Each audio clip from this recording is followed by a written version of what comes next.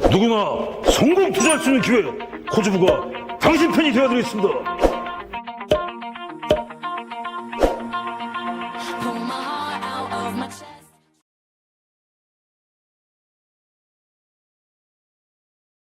안녕하십니까. 금일 오늘도 좋은 회사, 기업 찾아서 안내 드리는 시간 가져보도록 하겠습니다. 오늘 말씀드릴 회사는 HLB, 이제 웬만한 분들은 알고 계실 HLB 말씀드리도록 하겠습니다. 최근 시장 하락하면서 제약바이오 업종도 많이 하락을 했고 해당 종목 역시 일부 하락폭이 나온 상황입니다. 하지만 앞으로 상승할 잠재력이 높은 바 한번 정확히 회사의 내용을 짚고 넘어가면 많은 투자에 도움이 되실 것으로 생각합니다. HLB 회사 홈페이지입니다.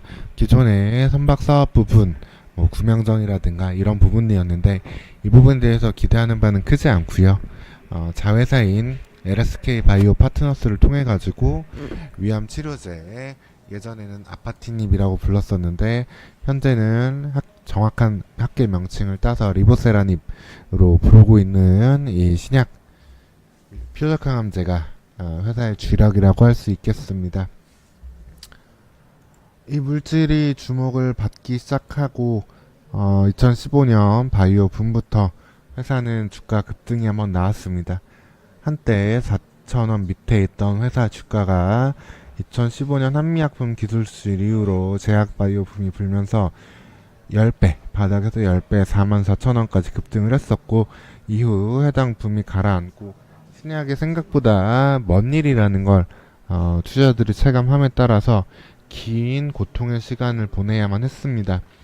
하지만 결국에는 낭중지출하고 뾰족한 건 튀어나오게 되어 있습니다.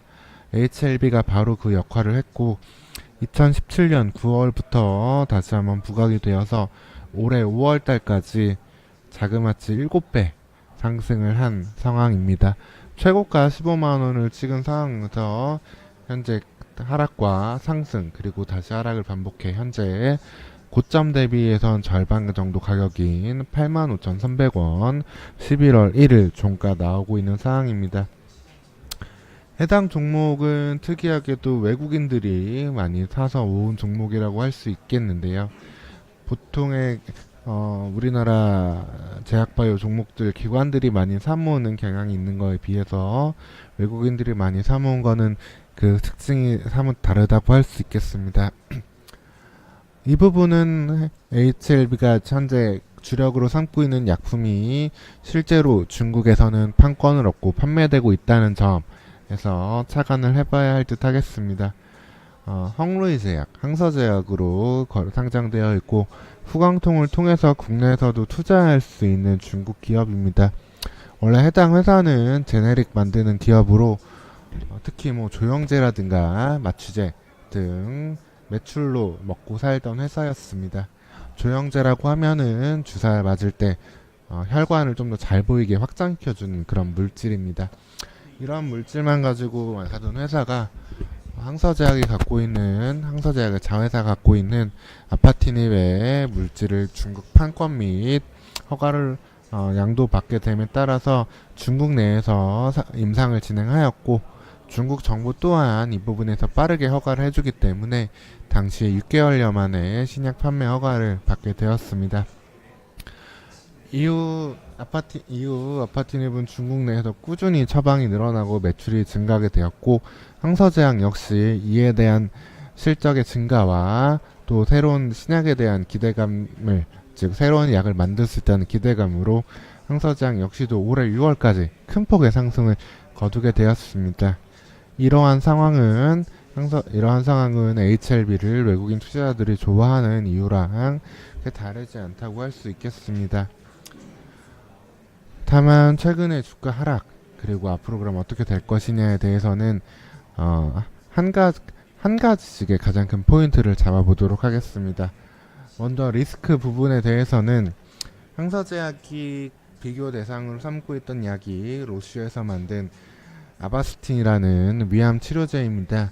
대략적으로 연애에 7조 이상의 매출을 내고 있던 약인데 현재 우리 국내 바이오 시밀러 기업인 삼성 바이오 에피스 등에서 해당 약의 바이오 시밀러를 현재 개발을 진행 중인 상황입니다.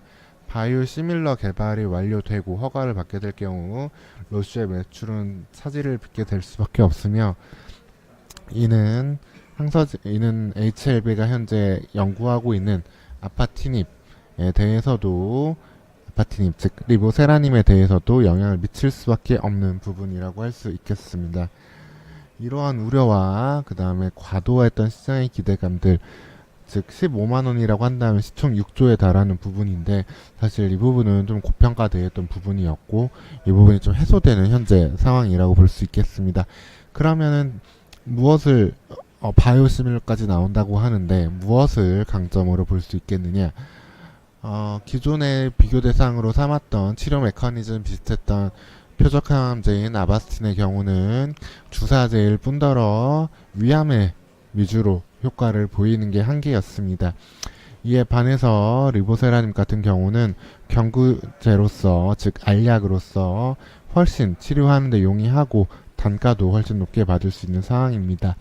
더불어 가지고 위암 외에도 위암은 사실 서구 쪽에서는 좀 환자가 많지 않았기 때문에 신약 개발에 인기가 없던 약이 부분이었는데, 위암 말고도 대장암이라든가, 그리고 또 뉴스들을 쭉 검색을 해보면 혈액암도 완치됐다는 뉴스를 볼 수가 있습니다. 즉 기본적으로 이미 중국에서는 쓰고 있는 항암 치료제인데다가 새롭게 위암 외에도 다른 부분에다가 쓸 수 있다는 점, 그리고 경구제로 기존의 주사제 대비 훨씬 좋다는 점 등은 기존의 로슈의 아바스틴 그리고 그리고 새로운 바이오시밀러가 나온다 하더라도 다양한 용법으로 사용될 수 있기 때문에 이 부분에 대해서는 훨씬 더 기대감 유지하고, 우리나라 최초의 블록버스터 신약이라고 하면 매출 1조를 낼 수 있는 신약을 얘기하는데요. 그 부분 블록버스터 신약으로 될 가능성이 높은 상황입니다.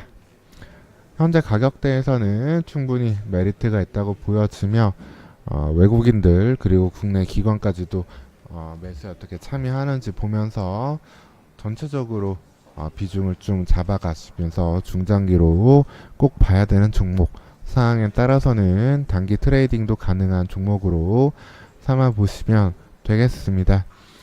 오늘 말씀드린 HLB, 이제는 많이들 알고 계시는 회사겠지만 이 회사가 실제로 갖고 있는 신약의 가치는 상당 부분 가까이 와 있고 실제 매출과 연결될 가능성이 상당히 높다.